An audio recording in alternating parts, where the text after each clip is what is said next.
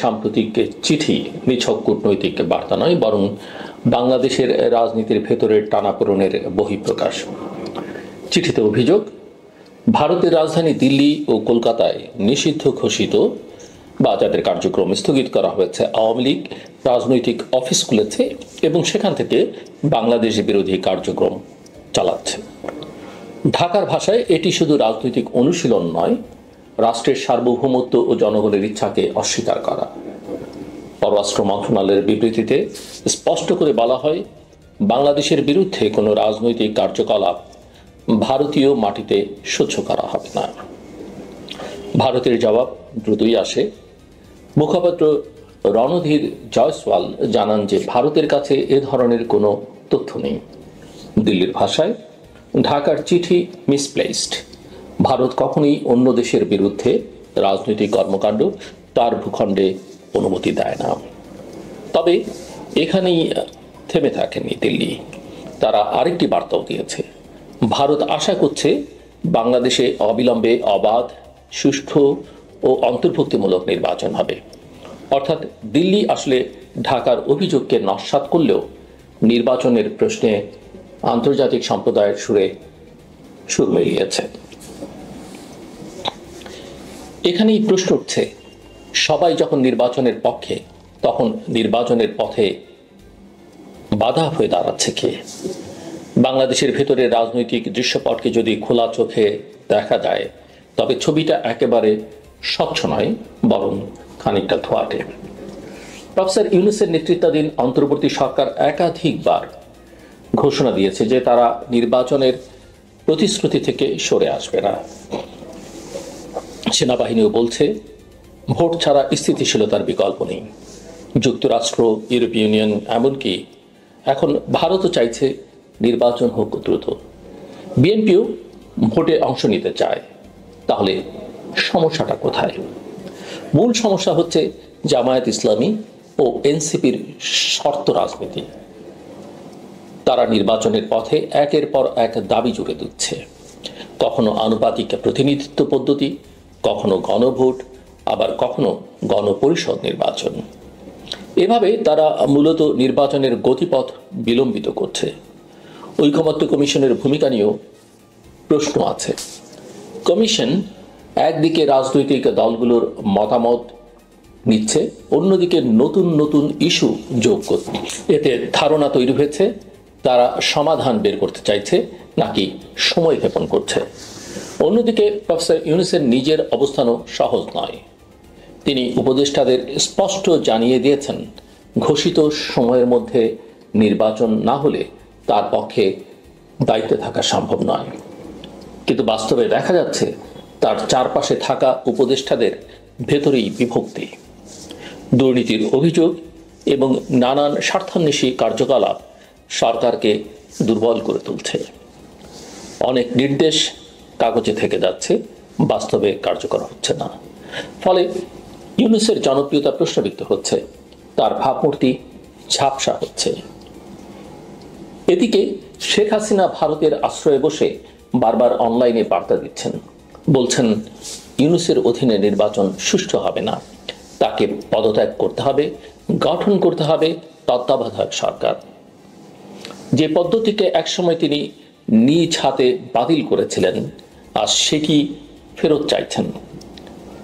একে রাজনীতির পরিহাস না বলে উপায় নেই।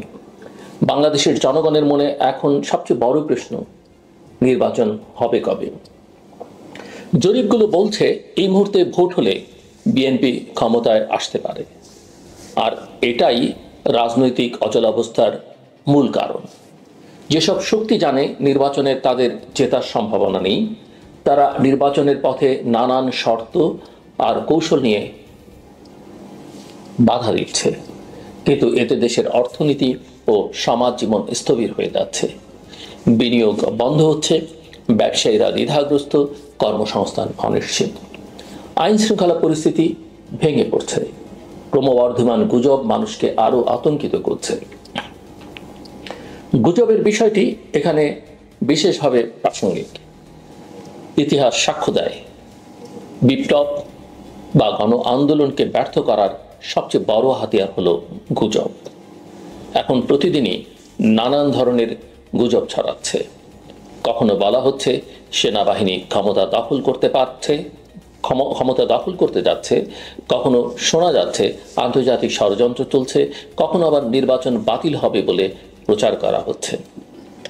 এতে জনমনে বিভ্রান্তি বাড়ছে, আন্দোলনের শক্তি দুর্বল হয়ে পড়ছে। অনেক পর্যবেক্ষক মনে করছেন মিশরের মতো পরিস্থিতি তৈরি হওয়ার ঝুঁকির মধ্যে রয়েছে বাংলাদেশ। ঢাকার অভিযোগ ও দিল্লির প্রতিক্রিয়া সম্পর্কেও কিছু বাস্তবতা তুলে ধরা জরুরি।